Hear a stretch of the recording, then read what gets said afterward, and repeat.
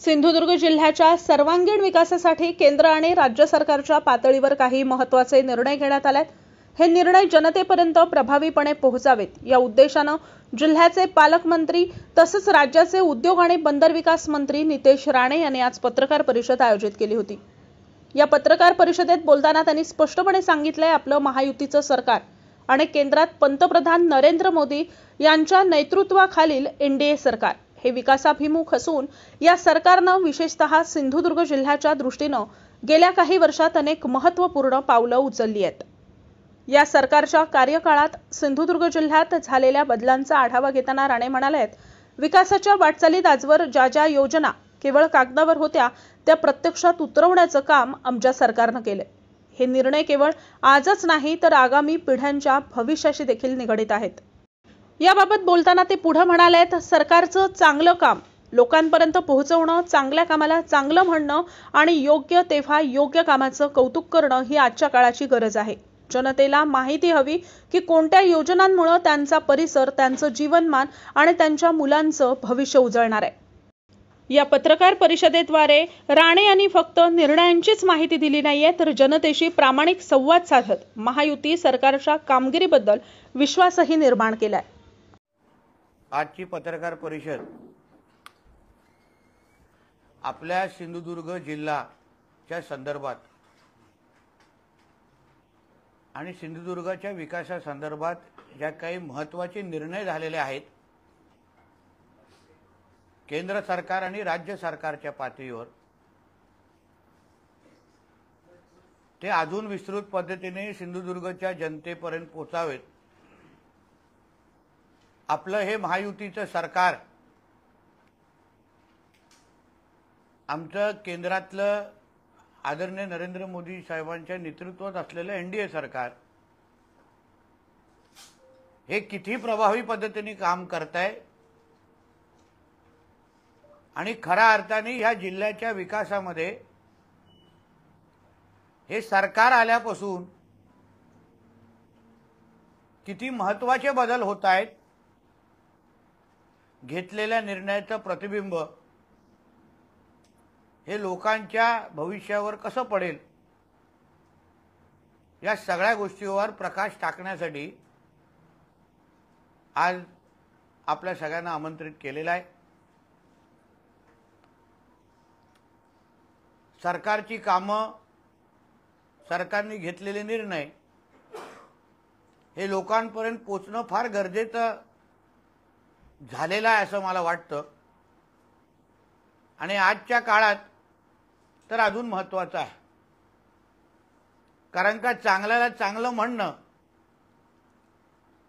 आणि चांगल्या कामाचं कौतुक होणं हे तसं आता क्वचितच आपल्याला ऐकायला मिळतं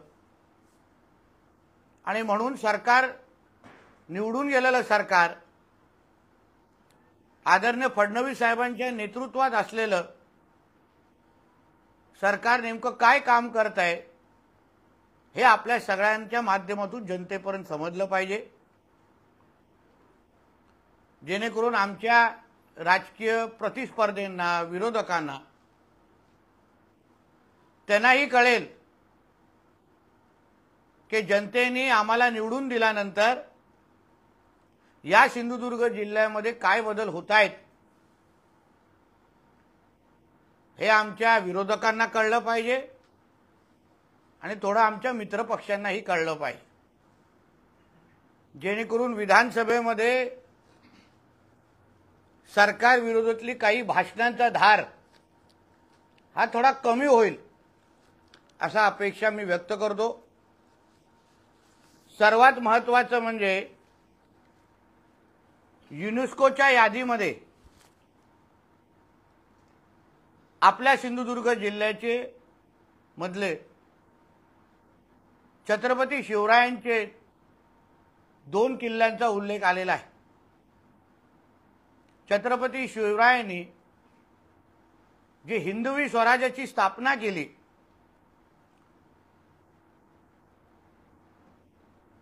त्या स्वराज्य स्थापनेमध्ये सिंधुदुर्ग किल्ला आणि विजयदुर्ग किल्ला याच्या दोन्हीचं फार महत्त्व आहे। या दोन्ही किल्ल्याचा उल्लेख आता युनेस्कोच्या यादीमध्ये आलेला आहे। हे प्रत्येक शिवप्रेमीसाठी आणि माझ्या प्रत्येक सिंधुदुर्ग वासियासाठी हा एक अभिमानाचा क्षण आहे। कालपासून प्रत्येक जण जल्लोष करतोय आणि ह्यासाठी मी देशाचे पंतप्रधान आदरणीय मोदी साहेबांचं मनापासून आभार मानेन की खरा शिवभक्त कसा असतो, शिवरायांच्या विचारांवर चालणारा मावळा, याचं उत्तम उदाहरण म्हणजे आमचे आदरणीय मोदी साहेब आहेत। कारण का ह्या युनेस्कोच्या यादीमध्ये आपल्या महाराजांच्या किल्ल्याला मान मिळणं हेच आमच्या मोदीजींची आंतरराष्ट्रीय पातळीवर असलेली ताकदीचं खरं उदाहरण आहे। त्याचबरोबर राज्याचे मुख्यमंत्री आमचे आदरणीय देवेंद्र फडणवीसजी आणि या खात्याचे सांस्कृतिक खात्याचे मंत्री आमचे आदरणीय आशिष शेलार साहेब यांनी ज्या पद्धतीने हा पाठपुरावा केला आणि आपल्या राज्यामधले शिवरायांचे किल्ले आज युनेस्कोमध्ये आणण्यासाठी जी जी ताकद लावली, जे जे कागदपत्र पुरवले, त्याचमुळे यादीमध्ये त्यांचं नाव आलेलं आहे। विजयदुर्ग आणि सिंधुदुर्गसाठी सन्मान्य खासदार राणे साहेबांनी केंद्र सरकारकडे असंख्य पत्रव्यवहार केले, काही महत्त्वाच्या विषयावर प्रकाश टाकला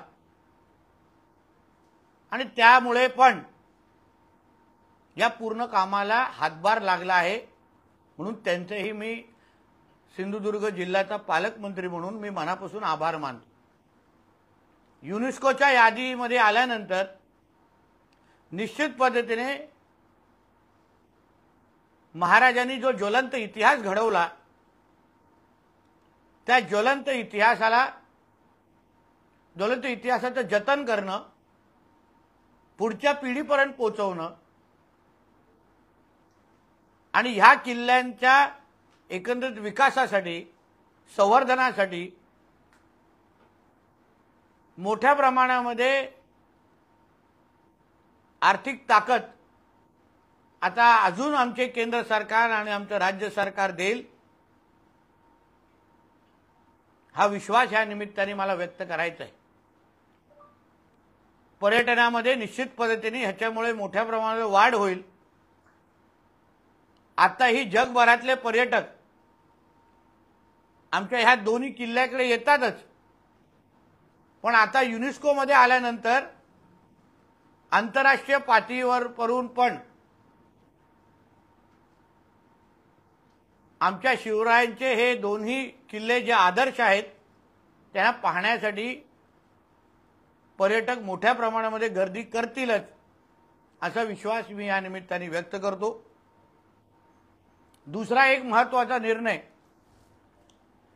जो मला असं वाटतं असंख्य पत्रकार मित्रांच्या नजरचुकीने कदाचित समजला नाही किंवा त्याचा निर्णयाचं महत्त्व आपल्या दृष्टिकोनातून काय आहे हे समजलं नाही।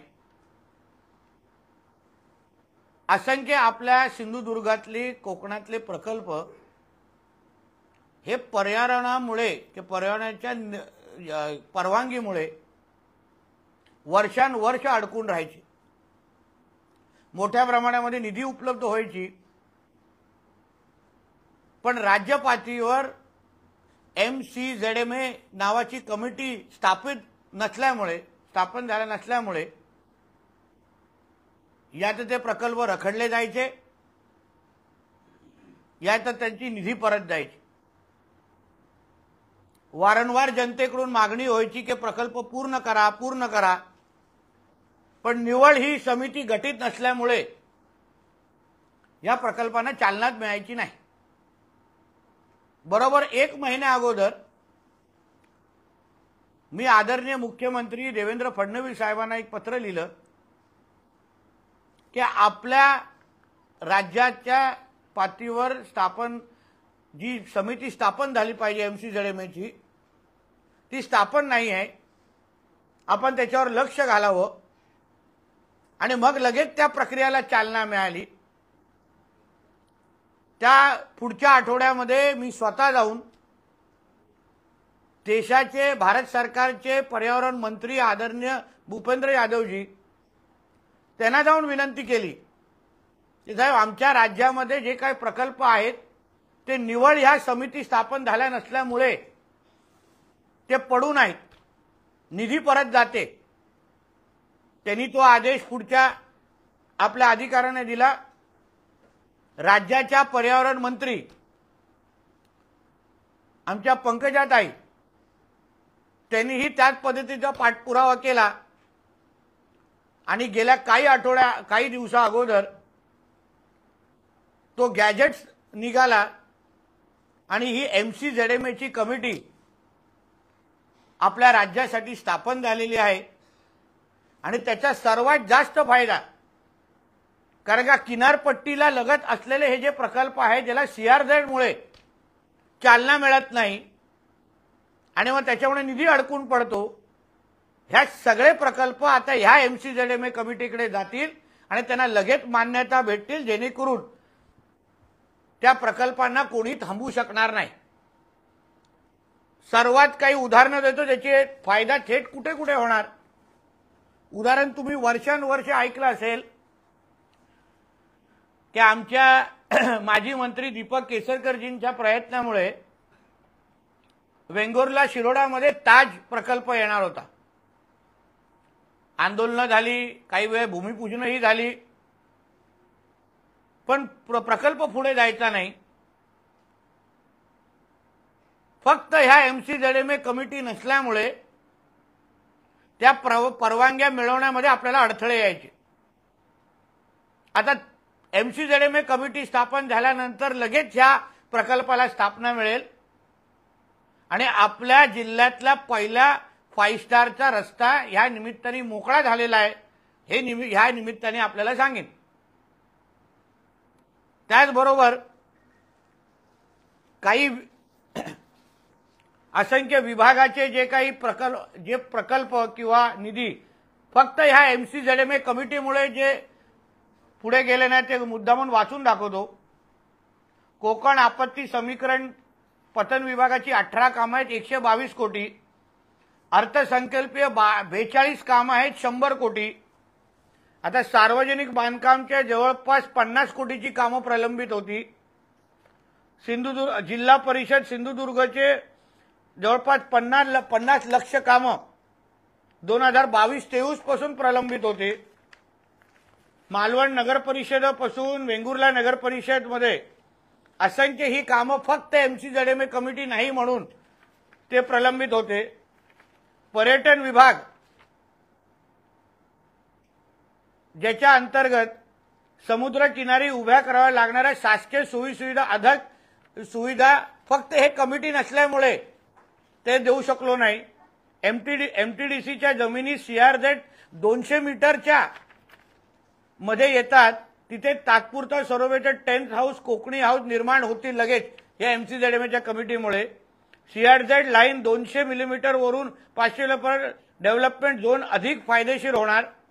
PPP तत्वावर CRZ क्षेत्रात मोठ्या प्रमाणामध्ये विविध पर्यटन प्रकल्प आता आपण उभे करू शकतो। उंच डोंगर असेल, त्यावर सपाट जमीन असेल, खाली समुद्र असल्यास CRZ लाईन कशी मोजली जाणार ह्याबाबत आता स्पष्टता येईल। उदाहरण मी तुम्हाला काही जे देवगडचे आमचे मित्र आहेत, गजबा देवीच्या इथे आमचे जे मंदिर आहे मिठबावला, तिथे आमचे रवी फाटकजींच्या माध्यमातून काही कोट्यावधी निधी आणले गेले, जवळपास 24 कोटी 94 लाख। आमचे एकनाथ शिंदे साहेब जेव्हा मुख्यमंत्री होते तेव्हा त्याच्या इकडे पुलाचे बांधकाम आणि संरक्षण भिंत याच्यासाठी 24 कोटी आणून ठेवलेले। 24 कोटी काम पुढेच जात नव्हतं, कारण का समिती गठीत नव्हती, समितीच्या समोर प्रश्नच यायचा नाही। आता अशासारखी असंख्य कामं लगेच त्याला चालना भेटेल आणि ही कामं आता लगेच त्या दृष्टिकोनातून पूर्ण होतील आणि भविष्यामध्ये अशी कुठलीही यादी आपल्याला वाचायला लागणार नाही, एवढी क्षमता त्या MCZMA कमिटीमध्ये होती, ज्याला आपण चालना दिलेली आहे। तो एक आपल्या सिंधुदुर्गासाठी दुसरा एक महत्त्वाचा झालेला निर्णय आहे, ज्याच्यामुळे विकासाला निश्चित पद्धतीने चालना भेटेल। तिसरी बाब म्हणजे वाढवण बंदर जे आपल्या पालघरमध्ये येत आहे। जगामध्ये जे पहिले 10 क्रमांकाचे बंदर आहेत त्याच्यातले पहिल्या 5 क्रमांकाचं बंदर म्हणून वाढवण बंदरची ओळख येणाऱ्या कालावधीमध्ये येणार आहे। म्हणजे एवढी मोठी खोली असलेला कुठलाही भाग, कुठलाही बंदर आज तरी आपल्या देशभरामध्ये नाहीये। हे बंदर तयार झाल्यानंतर किंवा हे बंदर बनत असताना आपल्या प्रत्येकाला वाटत असेल की ह्या बंदराचा कोकणाला काय फायदा, किंवा ह्या बंदरामध्ये जे काही नोकऱ्या उपलब्ध होणार आहेत त्या नोकऱ्याचा थेट फायदा सिंधुदुर्गाच्या तरुण तरुणीला होणार आहे का, हा प्रत्येकाच्या मनात प्रश्न आहे। तुम्ही प्रत्येक बोलत असाल अरे तो बंदर येत आहे ते पालघरमध्ये येतो, आम्हाला काय फायदा। या दृष्टिकोनातून गेल्या आठवड्यामध्ये मंत्रालयामध्ये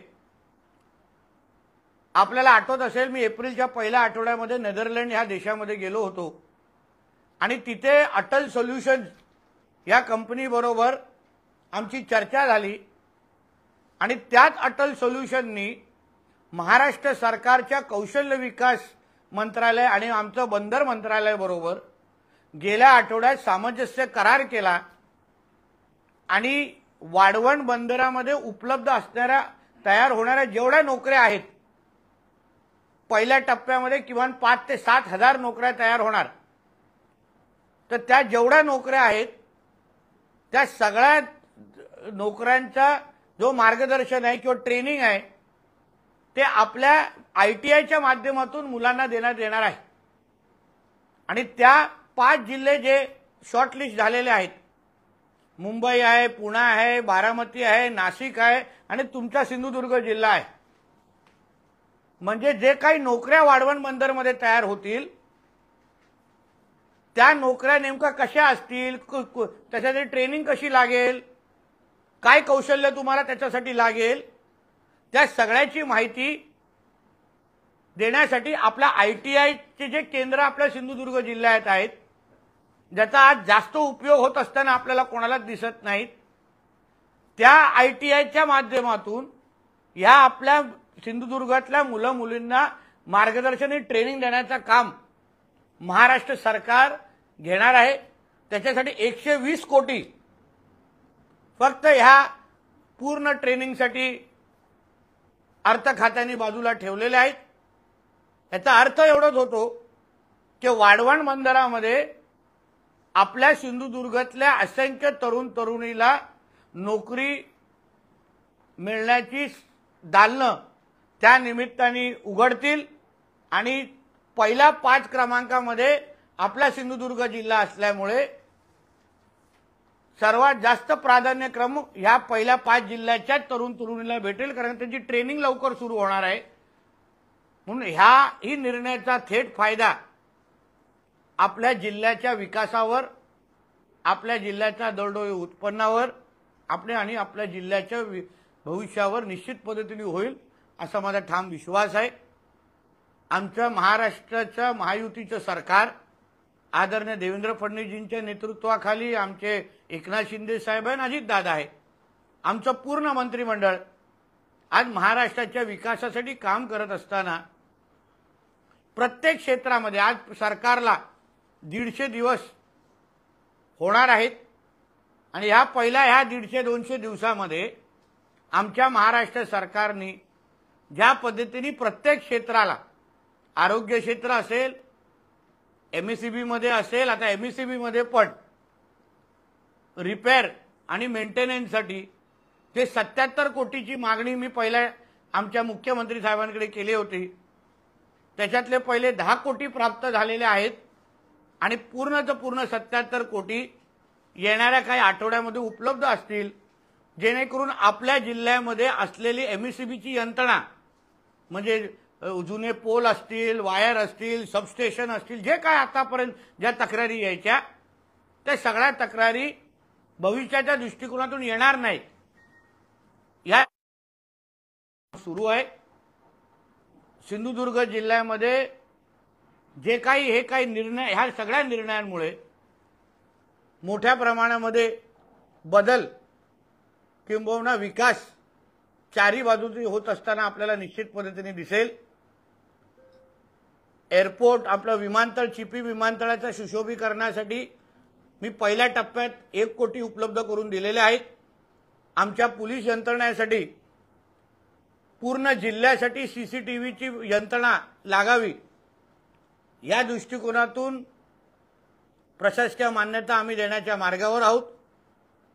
सांगण्याचा अर्थ एवढाच आहे की महाराष्ट्र सरकार म्हणून, महायुतीचं सरकार म्हणून या जिल्ह्याच्या सर्वांगीण विकासासाठी सगळ्या पद्धतीचे निर्णय घेतले जात आहेत। हे निर्णय लोकांपर्यंत प्रभावी पद्धतीने आपल्या माध्यमातून पोहोचावेत। लोकांना याची जाणीव झाली पाहिजे की आपलं हे सरकार जे त्यांनी निवडून दिलेलं सरकार आहे, आम्ही त्यांनी निवडून दिलेले लोकप्रतिनिधी आहोत। आज मंत्रालयामध्ये आम्ही आमच्या सिंधुदुर्गच्या आणि महाराष्ट्राच्या जनतेच्या आशीर्वादामुळेच आम्ही तिथे बसतो आणि म्हणून तिथे बसत असताना 24 तास आम्ही आमच्या जनतेसाठी काम करतो आहोत, हेच सांगण्याचा प्रयत्न या निमित्ताने मी केलेला आहे। धन्यवाद।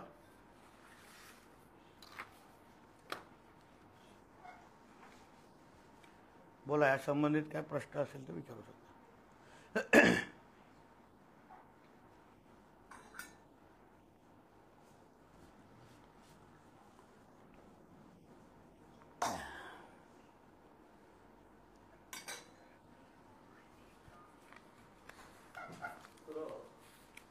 आपले ते एक काचेचा जुना झालाय, बातमी सर्व दूर गेली। बऱ्याच जणांना माहिती नव्हतं एक चांगलं काम या ठिकाणी या आपल्या राज्यामध्ये झालेलं आहे। आपण पर्यटन दृष्ट्या ज्यावेळी काही गोष्टी मगाशी मांडल्या त्यावेळी सीवर्ड प्रकल्प आपला बरेच वर्ष रेंगाळलेला आहे, तर त्याच्या बाबतीत कुठं नियोजन काय असेल। दुसरं, जसं वाढवण बंदर होतंय तसं बरेच वर्ष विजयदुर्गला बंदर होण्याचं चाललंय। कोल्हापूरची मळी तिकडनं सप्लाय करते आणि बरंच काय कारण तिथे सुद्धा डीप खोली भरपूर आहे, तर त्या दृष्टिकोनातून प्रयत्न व्हावे। दुसरं, आपला जो कोस्टल रोड आहे बरेच वर्ष म्हणजे अंतुल्याच्या कालावधीपासून तो अजून तो पूर्ण होत नाहीये। आपण इकडे शक्तीपीठ मार्ग करतो, स्वागत आहे, पण त्याचबरोबर आपलं पश्चिम किनारी सागरी महामार्ग आणि त्याच्यानंतर एक नवीन जो महामार्ग डिक्लेअर केलेला आहे त्या बाबतीत कुठलं काही नियोजन असेल ते जरा स्पष्ट करावं। काय आजची पत्रकार परिषदेचा प्रयत्न घेण्याचा अर्थ हे होता की आमचं सरकार काम करतंय, एक एक प्रश्न सोडवत जातोय। सीवर्डचा विषय हा स्थानिकांना विश्वासात घेऊन, स्थानिक आमदारांना विश्वासात घेऊन त्याच्यावर मार्ग काढण्याचा प्रयत्न आमचाही आहे। शेवटी तेव्हा स्थानिक जनतेने त्याला विरोध केलेला आणि म्हणून जोपर्यंत जनता इच्छा व्यक्त करत नाही की आम्हाला याच इथे तुम्ही प्रकल्प द्या, तोपर्यंत त्याच्याबद्दल हालचाली करण्याचा काय अर्थ नाही। पण हेही खरं आहे की जिल्ह्यातल्या अन्य भागांची करून पण मोठ्या प्रमाणामध्ये मागणी आहे की अगर मालवणला तो हवा नसेल तर आमच्या तालुक्यामध्ये घेऊन या। पण जोपर्यंत मालवणच्या त्या स्थानिक जनतेला तो प्रकल्प खरंच नको असेल, कारण का आता लोकप्रतिनिधी बदललेले आहेत, खासदारही बदललेले आहेत आणि म्हणून आता जनतेचं मत घेतलं जाईल आणि त्याबद्दल विचार केला जाईल। एक दुसरा तुमचा तो विजयदुर्ग आणि बंदर विकासाच्या संदर्भातला विषय आहे। मी स्वतः त्या खात्याचा मंत्री आहे। विजयदुर्गची जी पूर्ण जे प्रकरण आहे आज NCLT मध्ये असलं तरी संबंधित सगळ्या अधिकाऱ्यांचे माझं बोलणं झालेलं आहे। मी तुम्हाला एक विश्वास देतो की विजयदुर्ग आणि रेडी पोर्ट आणि रेडी बंदर हे दोन्ही बंदर एकाला चालू केलं जाईल आणि रेडी बंदरची क्षमता वाढवली जाईल। कारण का आज रेडी बंदर हे फक्त 40% कॅपॅसिटीवर जवळपास सुरू आहे, त्याला 100% करण्याचा आमच्या दृष्टिकोनातून आम्ही काम करतोय। आणि विजयदुर्गमध्ये काही 2-3 लोकांशी माझं बोलणं सुरू आहे, काही 60 ते 70% माझं बोलणं झालेलं आहे। जेव्हा 100% होईल तेव्हा विजयदुर्गमध्ये ह्याच 5 वर्षामध्ये मी तुम्हाला विश्वास देतो, विजयदुर्गमध्ये तुम्हाला बंदर तिथे तुम्हाला उभं राहिलेलं दिसेल। त्याचबरोबर विजयदुर्ग भागामध्ये जी M2M नावाची जी फेरी जी आम्ही माझगाववरून जी सोडणार आहे, जी पहिली रत्नागिरीला थांबणार आहे, दुसरी विजयदुर्गला थांबणार आहे सिंधुदुर्गामध्ये, त्याच्यासाठी पण स्टेशन बांधण्याचं काम, म्हणजे जिथे पॅसेंजर उतरतील, गाड्या तिथे निघतील, त्याचंही बांधण्याचं काम आता काही दिवसामध्ये सुरू होईल। म्हणजे एकंदरीत सिंधुदुर्गातले हे जे काही महत्त्वाचे दोन बंदर विकासाच्या दृष्टिकोनातून जे काही लोकांची अपेक्षा आहेत, ते दोन्हीवर माझं फार बारकाईने लक्ष आहे। अभिनय तो कवी नाही, म्हणजे पहिलं हे खातं राणेसाहेबांकडे होतं, त्यांनी ती चालना दिली आणि आता पुरं करण्याचं काम माझं आहे आणि म्हणून माझी ती नैतिक जबाबदारी आहे की हे दोन्ही प्रकल्प मी माझ्या कार्यकारिणीमध्ये पुरं करीन। दुसरं म्हणजे हे जो काय रस्त्या संदर्भात तुम्ही बोललात, आता कोस्टल रोडच्या कुठे अडकले तर मला माहिती आहे शक्तीपीठचा विषय आहे, अन्य पण रस्त्यांसंदर्भात कुठे काय सरकार पातळीवर अडचण असेल ती दूर केली जाईल। कारण का बघा, आता प्रत्येक विषयाचे मार्ग काढत आम्ही चाललेलो आहे। हे मी जे तुम्हाला अगोदर काय सांगितलं की बाबा जे विषय अडकले होते ते आता आपण गुंतागुंतीचे होते तो आपण सोडवत चाललेलो आहे, मार्ग काढतोय जेणेकरून विकासाची दालनं उघडे होतील। आणि म्हणून जिथे जिथे तुम्हाला आपल्याला आता पण अडथळे दिसले ते सगळे अडथळे येणाऱ्या 5 वर्षांमध्ये दूर करून ते प्रकल्प पूर्ण करण्याचं काम हे मी माझ्या माध्यमातून करणार आहे। मुद्दा आहे ना, मुद्दा सुटलाय।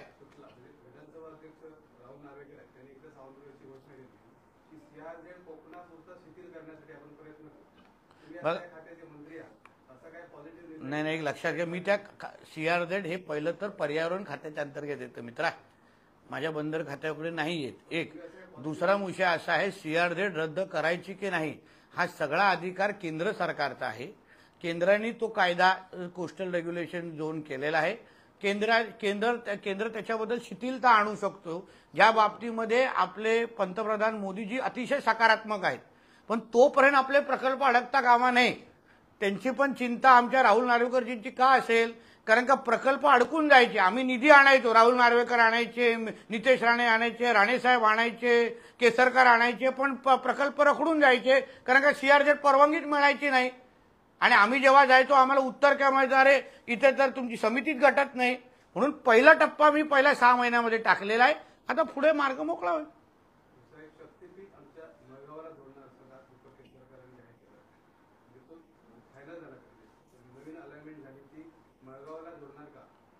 मी आणि अगर केसरकर साहेब, मी पालकमंत्री आहे, केसरकर साहेब तिकडचे स्थानिक आमदार आहेत, आम्ही दोघंही अगर म्हणत असू तर त्याला खरं समजून तुम्ही बातमी छापू शकता,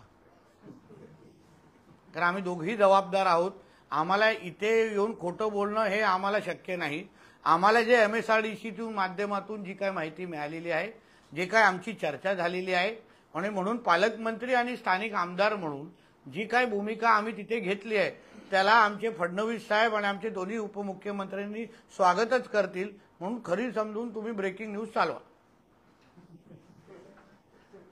महावितरणकडून भूमिगत वीज महिना केला जातो, 55% काम पूर्ण झालं जिल्ह्याचं, डिसेंबरपर्यंत 100% काम पूर्ण कसं म्हटलं जातं?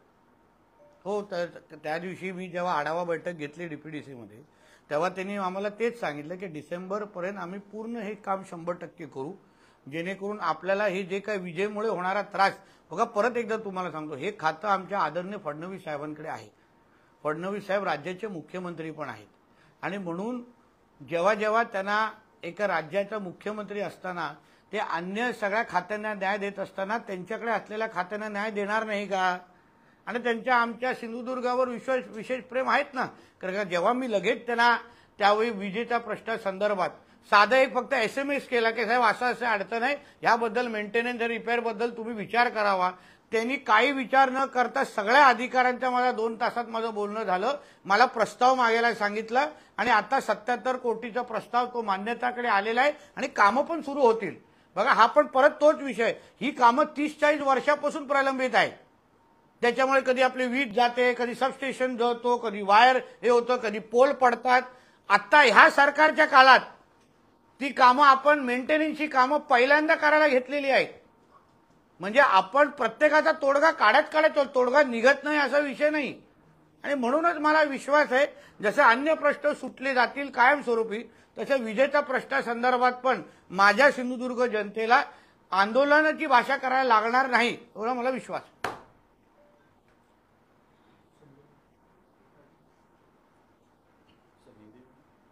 नाही, मराठीचं होऊन जाऊन दे काय. बोला बोला काय विषयात काय.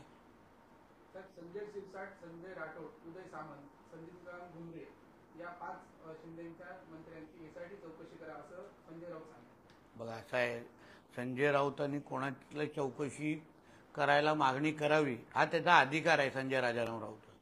पण जो स्वतः भ्रष्टाचाराने बरबटलेला आहे, त्याचं स्वतःच्या कुटुंबियाचं आणि स्वतःचं नाव खिचडी चोरीमध्ये अगर पुढे येत असेल, पत्रा चालमध्ये अगर तो 100 दिवस जेलमध्ये गेलेला असेल, त्याला दुसऱ्याची चौकशी मागण्याचा नैतिक अधिकार आहे का, ह्याचा फक्त आपण विचार करायला पाहिजे. चोरच बोलतोय की दुसरे चोर आहे असं कधी होतं का. स्वतः 420 आहे, स्वतःच्यावर चौकशा सुरू आहेत खिचडीचे आणि पत्रा चालचे, आणि तो बोलतोय की एसआयटीची मागणी करा. अरे काहीतरी राहिलं पाहिजे. संजय राऊत असं म्हणतोय, मुंबई मराठी माणसांची काही गुजरातांची धनिक सेट मुंबईला बटीक बनवू इच्छितात. दिल्लीच्या वाटेवरच पायपुसणं केलंय सत्ताधाऱ्यांनी. याचा अर्थ मुंबई तुमची बटीक आहे. हे सगळे दिल्लीचे बडवे आणि रडगे आहेत, मराठी माणसांना. बघा असं आहे की संजय राजाराम राऊतने हेच वक्तव्य जरा आपल्या मालकाला जाऊन सांगावं, कारण त्याचाच मालक अंबानीच्या लग्नामध्ये नाचताना आम्हाला दिसलेला आहे. म्हणून गुजराती माणसांवर किती प्रेम आहे हे आपल्या उद्धव ठाकरे आणि कुटुंबाला विचारलं ना, तर दिवाळीचं बोनस निश्चित पद्धतीने संजय राजाराम राऊतना मिळणार नाही, की चालू असलेला पगार पण बंद होईल. म्हणून थोडं जरा लायकीप्रमाणे संजय राजाराम राऊतने आपलं थोबाड उघडावं, नाहीतर दिलेला चेक पण सॅलरीचा बाउन्स होऊन जाईल. संजय राऊत आणि असं पण म्हणतात, ज्या पद्धतीने मद्यपानाला परवानगी वाटप झालाय त्यांना मद्यपानाचा देश करायचा आहे का महाराष्ट्रात. हो, कारण का वाईनची कंपनीची स्थापना संजय राजाराम राऊतच्या मुलीचीच आहे.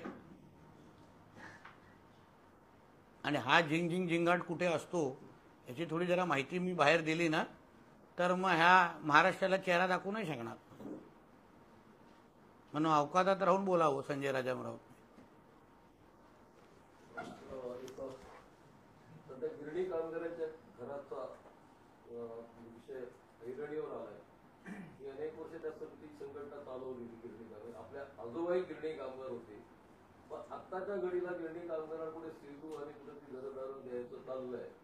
वास्तविक मुंबईमध्ये घरं उपलब्ध होऊ शकतात, जमिनी उपलब्ध आहेत. आता त्यावेळेला 2005च्या दरम्यान त्यावेळी जो काही गिरणी कामगारांना 200 गिरण्याच्या 600 एकर जमिनी होत्या, आणि त्याचे 1/3 गिरणी कामगार, 1/3 मालक आणि 1/3 महानगरपालिका.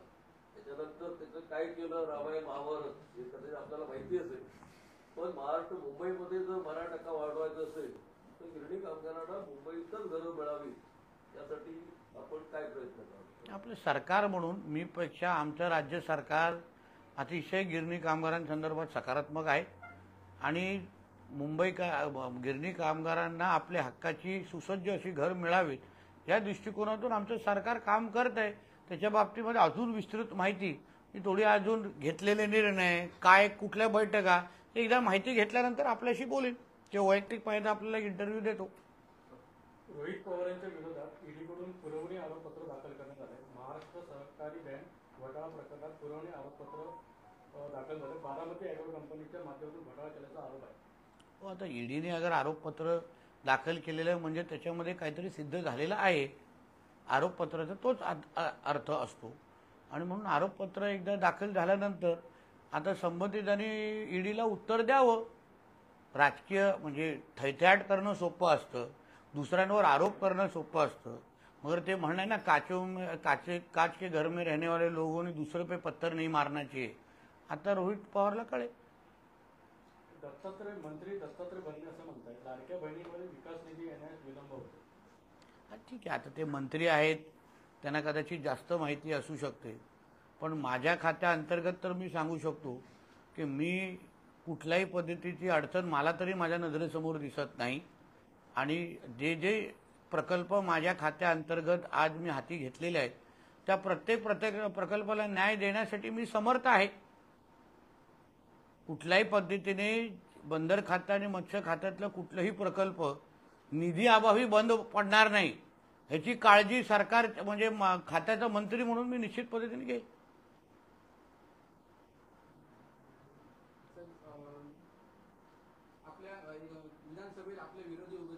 सावंत आणि आपण आज एका कार्यक्रमानिमित्त व्यासपीठावर एकत्र आला, नेमकी काय?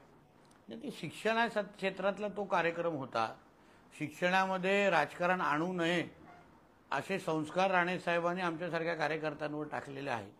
आणि म्हणून कितीही मोठा राजकीय विरोधक असेल, पण माझ्या जिल्ह्याच्या विद्यार्थ्यांचा विकास आणि भविष्य अगर माझ्या नजरेसमोर असेल तर मी कोणाच्याही कांद्याला कांदा लावून बसण्याची माझी तयारी आहे. मग मी माझा राजकीय अहंकार कधीच मध्ये आणणार नाही. मग विरोधक असो, पण शेवटी जिल्ह्याच्या विकासामध्ये अगर आम्ही एकत्र येऊन अगर काम करू शकलो विद्यार्थ्यांसाठी, शेतकऱ्यांसाठी, जिल्ह्याच्या विकासासाठी, तर मी प्रत्येकाला आपला राजकीय प्रतिस्पर्धी समजतो, शत्रू नाही आहे माझा कोणीतरी. ठाकरे गटाचे अनेक जिल्ह्यातले नेते भाजपमध्ये येण्यास उत्सुक आहेत. सतीश चव्हाणांनी जर तसा प्रयत्न केला तर आपण त्यांचं स्वागत करणार. मला प्रस्ताव तरी येऊन दे, प्रस्ताव येऊन दे. प्रस्ताव आल्यानंतर टोलचे ते गेट उघडायचं का नाही हे सगळ्यांची चर्चा करून आपण निर्णय घेऊ. पण भारतीय जनता पक्षामध्ये येण्यासाठी असंख्य लोक उत्सुक आहेत. कारण का शेवटी भारतीय जनता पक्ष ज्या पद्धतीने आज देश आणि राज्यासाठी आमचे नेते काम करत आहेत, त्याच्यामुळे प्रत्येकाला भविष्य ह्याच पक्षामध्ये दिसत आहे. आज राणेसाहेब खासदार ही भारतीय जनता कामं पूर्ण करायची होती, ते प्रलंबितच होती. आणि मग त्याच्यामध्ये ती काही टाईल तुटण्याची एक घटना तिथे झाली. मग मी स्वतः त्यांच्याशी बोललो की तुम्ही, आणि त्याच्यामध्ये PWDचा काहीच संबंध नव्हता आमच्या राज्य सरकारचा. अनिल सुताराजींनी आजूबाजूच्या जो काही भागाची जबाबदारी, म्हणजे पुतळ्या सकट जो काही आजूबाजूची जी जागा आहे, सुशोभीकरणता म्हणत नाही, आजूबाजू त्याची सगळ्याचं सगळं मेंटेनन्स असो किंवा त्याला बांधण्याचं काम हे अनिल सुतारांच्या अंडरगत होतं. त्यांनी ते काम हातात घेतलेलं आहे. माझं तुम्हाला एवढंच म्हणणं, जे करू एकदाच करू, परत परत तुम्हाला अशा कुठल्या बातम्या मिळता कामा नये एवढी काळजी आम्ही घेणार आहे. कारण का ते आपल्या वैयक्तिक बघा, तुम्ही पण तुमची जबाबदारी पूर्ण करताय, पण आपल्या जिल्ह्याच्या प्रतिमेसाठी ती चांगली गोष्ट नाही आहे. म्हणून मी प्रशासनाला विनंती केली, मी मंत्र्यांना विनंती केली, स्वतः कॅबिनेटमध्ये हा विषय घेतला की जे करायचं आपण साहेब एकदाच करू. जे काय तुम्हाला डागडुजीकरण करायची आहे, जे काय मजबूतीकरण करायचं आहे, आपण एकदाच करू. कारण हा वर्षानुवर्ष पिढ्यानपिढी तो पुतळा तिथे उभा राहणार आहे. हा काय फक्त 5 वर्षाचं ते संकल्पना नाहीये. म्हणून जे करायचं ते एकदाच करायचं आणि मग कायमस्वरूपी जनतेसाठी खुलं करावं. त्या दृष्टिकोनातून आपण ते काम करतोय.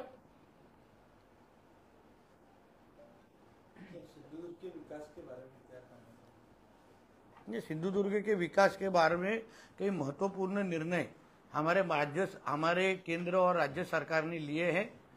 सबसे महत्वपूर्ण निर्णय जो लिया है वो यूनेस्को के लिस्ट में जो हमारा सिंधुदुर्ग और विजयदुर्ग किले का नाम जो आया है, उसके लिए मैं आदरणीय पंतप्रधान हमारे मोदी जी का तहे दिल से मैं उनको धन्यवाद कहूँगा. उसके साथ हमारे राज्य के मुख्यमंत्री हमारे देवेंद्र फडणवीस जी और हमारे कल्चरल डिपार्टमेंट के मंत्री आशीष शेलार जी, उनका भी मैं आभार मानूंगा, धन्यवाद करूंगा कि उनके सभी के प्रयासों के वजह से ही आज हमारे छत्रपति शिवाजी महाराज के ये 2 ही किले जिसको इतिहास में उनका बहुत बड़ा नाम है, आज यूनेस्को के लिस्ट में उनका नाम आने के वजह से जरूर उनका इंटरनेशनल स्टेज पे उनका महत्व और ज्यादा बढ़ेगा. आने वाले टूरिस्टों की संख्या बढ़ेगी और उनको मेंटेनेंस रखने के लिए जो राज्य और केंद्र सरकार की जो हमको मदद चाहिए वो बड़े पैमाने पे अभी मेरे मिलने का रास्ता खुल गया है. बोलिए. विश्व धरोहर सूची में सूचीबद्ध हुआ है. क्या विश्व धरोहर सूची में सिंधुदुर्ग और विजयदुर्ग सूचीबद्ध हुए हैं. किस तरह बढ़ावा मिल सकता है दुर्ग पर्यटन के लिए? देखिए, ऐसा है कि दुर्ग पर्यटन के हिसाब से ये दुर्गों को मेंटेन रखने की बहुत बड़ी चुनौती हमारे सामने हमेशा से थी. हमारा समुद्र के बाजू में ये दोनों किले होने के वजह से, दुर्ग होने के वजह से बहुत बड़े पैमाने पे उधर नुकसान बहुत बड़े पैमाने पे होता था. अभी इस यूनेस्को के यादी में आने के वजह से जरूर ही इनको मेंटेनेंस रखने के लिए जो फंड्स लगते हैं, जो कुछ परमिशन मिलते हैं और बहुत भी अलग अलग चीजें जो अभी तक हमारे केंद्र सरकार के माध्यम से हुई थी, उसको बहुत बड़े पैमाने से गति इसके वजह से मिलेगी. ठीक है. अजून काय? कोण काय लाड वालावलकर लोक काय मला वाटतं खूप दिवस भेटल्यानंतर काहीतरी प्रश्न आले पाहिजे. याच्या संदर्भात एक आहे की युनेस्कोच्या यादीत जे सिंधुदुर्गातले 2 किल्ले समावेश झाले तर त्या अनुषंगाने जागतिक दर्जावरून या किल्ल्यांच्या डागडुजी किंवा सुशोभीकरण किंवा त्याच्यासाठी अर्थसहाय्य उपलब्ध झालं आहे. त्या संदर्भात जिल्हा प्रशासनामार्फत आपण असा काय प्लॅन तयार केला आहे का किंवा करणार आहात? बघा, प्रामुख्याने काय व्हायचं, इथे छोटीशी एक वीट पण लावायची असेल तर आपल्याला खूप परवानग्या लागायच्या. आमच्या सिंधुदुर्ग किल्ल्यामध्ये असलेलं जे शिव मंदिर असो, त्याचं एकंदरीत डागडुजी असो, आमच्या विजयदुर्गमध्ये असलेले काही भाग जो कोसळला होता, या सगळ्या बाबतीला प्राधान्य क्रमांकाने घेऊन ह्याच्यावर काम करण्याचं मानस आता आमच्या सिंधुदुर्ग प्रशासनाचा आहे. त्याच्यामुळे युनेस्कोचा हा आलेला निर्णय हा आमच्यासाठी मोठ्या प्रमाणामध्ये चालना देणार आहे. त्याचबरोबर ह्याच्यावर काही अवैध अगर बांधकाम कोणी केलं असेल, आमच्याच किल्ल्यावर नाही पण राज्याच्या कुठल्याही किल्ल्यावर, आता त्यालाही काढून टाकण्याचं एकंदरीत मुभा आमच्या राज्य सरकारला पण ह्या निमित्ताने भेटेल. एकंदरीत दुर्ग या दोन्ही किल्ल्यांच्या विकासासाठी मोठ्या प्रमाणामध्ये आता चालना आणि ताकद राज्य सरकार आणि जिल्हा प्रशासनाला उपलब्ध झालेली आहे. बिडवलकर प्रकरणानंतर प्रिया चव्हाण आत्महत्या प्रकरणाची विरोधक राजकीय भांडवल करण्याचा प्रयत्न करतात, काय सांगतात? लक्षात घ्या, आज मी सिंधुदुर्गाचा पालकमंत्री आहे. माझ्या जिल्ह्यामध्ये जेव्हा अशा कुठल्याही घटना घडतात तेव्हा जिल्ह्याचा पालक म्हणून मी प्रत्येकाकडे एकच दृष्टिकोन ठेवून बघण्याचं माझी जबाबदारी आहे. मी एकाला जास्त कोणाला कमी ह्या खुर्चीवर बसून कधीच करू शकत नाही. मला नेहमी वाटतं की राजकारणामध्ये काही सिद्धांत पाळले पाहिजे. कोणाच्या वैयक्तिक घरगुती भांडणामध्ये आपण किती डोकं घालावं ह्याची खरंच मर्यादा आहे. राजकीय कार्यकर्ते आपल्या सगळ्या जणांना आहे, पण ते स्वतःच्या वैयक्तिक आयुष्यामध्ये ते काय करतात हे आपण जास्त त्याच्यावर डोकवू शकत नाहीत. पण जिल्हा प्रशासन म्हणून, जिल्हा पोलीस म्हणून आम्ही स्पष्ट आदेश दिलेले आहेत की जे आत्महत्याची प्रकरणं आमच्या जिल्ह्यामध्ये होतील त्यांना पारदर्शक पद्धतीने कोणाचाही दबाव न जुमानता त्याला त्या पद्धतीने संबंधितांना न्याय मिळाला पाहिजे, संबंधितांना शिक्षा मिळाली पाहिजे.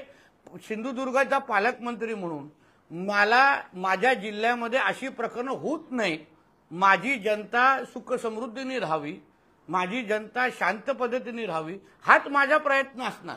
आणि म्हणून जिल्ह्याचा पालकमंत्री म्हणून, मी कुठल्या एका पक्षाचा पालकमंत्री नाही आहे, जिल्ह्याचा पालकमंत्री आहे. आणि म्हणून मी पोलीस प्रशासनाला नेहमी सांगतो, कुठल्याही अशा पद्धतीची प्रकरणं झाली तर कुठलेही राजकीय दबाव याच्यावर सहन करायचं नाही आणि प्रत्येकाला न्याय द्यायचा. आता इन्सुलीमध्ये पण काल परवा एक अशी घटना घडली आत्महत्येची, असंख्य अजून घटना घडलेल्या आहेत. तर मग एकाच घटनेकडे बघता माझं तर म्हणणं आहे जिल्ह्याच्या पोलिसांनी सगळ्या बाबतीमध्ये सखोल चौकशी करायला पाहिजे आणि प्रत्येकाला न्याय दिला पाहिजे. सरकार जेव्हा काम करतं, जिल्हा पोलीस जेव्हा काम करतं, तेव्हा एक जनतेचा विश्वास वाढला पाहिजे की आमच्या घरामध्ये अशी घटना घडली पण जिल्हा पोलिसांनी आम्हाला न्याय दिला. ती भावना कशी तयार होईल त्यावर माझं अजून लक्ष आहे आणि त्या दृष्टिकोनातून आमचे सरकारचे पोलीस काम करत आहेत. याच्यातूनच एक प्रश्न आहे, माजी आमदार वैभव नाईक यांनी तुमच्या सोबत असलेले फोटो माध्यमांसमोर आणले आणि त्या संदर्भात त्यांनी अशा पद्धतीने रंगवण्याचा प्रयत्न केला, तुम्ही काय सांगा? असं आहे, शेवटी वैभव नाईक हे माझ्यावर हिशोब चुकता करायला प्रयत्न करतायत ते विनायक राऊतांबरोबर करतात, हा त्यांना पहिला प्रश्न विचार. कारण का हा सुप्त संघर्ष आहे आमच्या जिल्ह्याच्या उभाटामध्ये. कारण का कणकोली पलीकडे बघायचं नाही असं काही मातोश्रीच्या बैठकीमध्ये ठरल्यानंतर पण जेव्हा वैभव नाईक सावंतवाडीमध्ये जाऊन आंदोलन करतात ना, तर कुठेतरी विनायक राऊत किती अपयशी आहेत. विनायक राऊत नावाचं पार्सल आता मुंबईला ठेवा हा देण्याचा त्यांचा प्रयत्न आहे. आणि म्हणून दोघांच्या भांडण्यामध्ये मला कबाबमध्ये हड्डी बनायचं नाहीये असं आहे. साहेब, जिल्हा रुग्णालयात किंवा आपल्या कणकवली उपजिल्हा रुग्णालयात डॉक्टरांचा नवीन स्टाफ आलाय किंवा कर्मचारी वर्ग पुरेसा आहे, परंतु अनेक ठिकाणी जिल्हा रुग्णालय किंवा आहे ना साहित्य सामुग्री अपुरी पडते. त्यांची मागणी गेली 30 वर्षाची आहे आणि मागणी केलेली असून त्यांना वेळेत साहित्य मिळत नाही. उदाहरणार्थ आपल्या उपजिल्हा रुग्णालयात ऑर्थोपेडिक सर्जन तिथे येतात, फिजिओथेरपिस्ट आहेत, पण त्यांच्याकडे आवश्यक असणारी मशिनरी कमी आहे. तिथे दिवसाला कमीत कमी 10-15 पेशंट तिथे उपचार घेतात.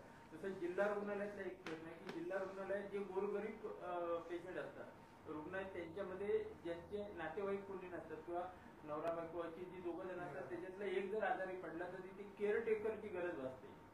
आणि हा केअरटेकर नसल्यामुळे खाजगी केअरटेकर जर घेतला तर साधारण 24 तासाला 1500 रुपयाच्या अंदाजाने असा दर येतो. तो परवडत नाही सर्वसामान्य. तर जिल्हा रुग्णालयातल्या असल्या मेडिकल कॉलेजच्या असलेल्या स्टाफ मधून अशी काही सुविधा उपलब्ध करून दिली जाईल का आणि ती जाहीर होईल का? बघा, चांगला प्रश्न विचारला. या संबंधित आरोग्य खात्यासंदर्भात असंख्य आमची चर्चा मंत्रालय पातळीवर झालेली आहे. आमच्या जिल्ह्याला मध्ये आरोग्य व्यवस्था अजून सक्षम व्हावी याच्यामध्ये मोठ्या प्रमाणामध्ये बदल आता होत आहेत. तसं तुम्ही बोलला, पहिला स्टाफ नसायचा, पहिला आपला प्रश्न कसा असायचा की बाबा स्टाफच नाही. आता तो प्रश्न पुढे जाऊन आता आपण साधन समृद्धीवर आलेलो आहे. आणि म्हणून मी आपल्याला विश्वास देतो येणाऱ्या कालावधीमध्ये जी मागणी प्रत्येक उपरुग्णालय किंवा आमच्या जिल्हा रुग्णालयामध्ये आहे त्यानुसार हसन मुश्रीफजी असो किंवा आमचे आबिटकरजी असो दोघांचीही मी संपर्कात आहे. येणाऱ्या कालावधीमध्ये MSCB असो, आरोग्य खाते असो, ST असो, सगळ्याच डिपार्टमेंटमध्ये जिथे जिथे कमतरता आहे, जिथे जिथे आज त्याच्यामुळे जनतेला त्रास होतोय ते सगळे प्रश्न आम्ही सोडवण्याच्या मार्गावर आहोत. आपल्याकडून फक्त संयमाची अपेक्षा मी ठेवतोय. बघा, पहिले 6-7 महिन्यामध्ये आपण बदल करत करत करत चाललेलो आहे ते तुम्हाला आजूबाजूला अनुभवायला भेटतायत. मी नाही बोलत की मी जादूची काळी घेऊन आलेलो आहे, पण 8-10 वर्ष विरोधी पक्षाच्या मध्ये राहिल्यानंतर काही प्रश्नाची जाणीव मलाही आहे. आणि म्हणून मी तुम्हाला विश्वास देतो आज सरकारमध्ये बसून मी फक्त मोठ्या प्रकल्पावर लक्ष न दिला, छोट्यातल्या छोटे प्रश्न सोडून रोजच्या आपल्या जनतेच्या आयुष्यामध्ये परिवर्तन कसं होईल, समाधान कसं व्यक्त होईल त्याच्यावर माझं काम सुरू आहे. म्हणून तुम्ही ज्या ज्या अपेक्षा ह्या बाबतीमध्ये व्यक्त केल्या आहेत येणाऱ्या काळामध्ये जसं तुम्ही स्टाफ नाही हा प्रश्न विचारायचा आता बंद केलेला आहे तसंच साधन समृद्धीबद्दल पण तुमची तशीच भूमिका असेल असा विश्वास देतो. सध्या मोठ्या प्रमाणात ॲम्ब्युलन्सचा प्रश्न निर्माण झाला. ॲम्ब्युलन्स आहेत पण त्या चालू स्थितीत नाही बऱ्याच ठिकाणी. बघा, अशा आत्ताच गेल्याच आठवड्यात 2 नवीन ॲम्ब्युलन्स आलेले आहेत. आता अजून ॲम्ब्युलन्स आणण्याचं आमचं नियोजन आहे. मी CSRच्या माध्यमातून मी परत तुला सांगतो, जसं यांनी एक प्रश्न होता, मी फक्त सरकारच्या निधीवर अवलंबून नाहीये. मी CSRच्या माध्यमातून मोठ्या प्रमाणामध्ये निधी माझा आणण्याची तयारी आहे. जिथे सरकारकडे काही गोष्टी मागे पुढे होत असतील CSR सारखी एक मोठी यंत्रणा उपलब्ध आहे. तुम्हाला आठवत असेल मी माझ्या पहिल्या टर्ममध्ये 150 कॉलेज पण ह्याच निमित्ताने डिजिटल करून दाखवल्या होत्या. तसंच ॲम्ब्युलन्स असो, पोलिसांसाठी वाहन असो, असंख्य गोष्टी CSRच्या माध्यमातून उपलब्ध करण्याची माझी तयारी आहे. त्या पद्धतीने माझे बोलणं सुरू आहे. टप्प्याटप्प्याने तुम्हाला सगळ्या गोष्टी तुमच्या ह्या जिल्ह्यामध्ये होत असताना दिसतील. सुरुवात आहे. कमिट्या स्थापन नव्हत्या त्या स्थापन होत आहेत. निर्णय महत्वाचे लोकांसाठी घेतले जात आहेत. 7 महिने झालेले आहेत. अपेक्षा तर डोंगर माझ्या खांद्यावर आहे, पण निश्चित पद्धतीने मी ते चढून वरती जाऊन झेंडा माझा रोवेन असा माझा विश्वास आहे. आपल्या शासनाने 2 अलीकडे चांगले निर्णय घेतले. एक म्हणजे मत्स्य विभागाला कृषीचा दर्जा कृषीचा दर्जा दिलेला आहे.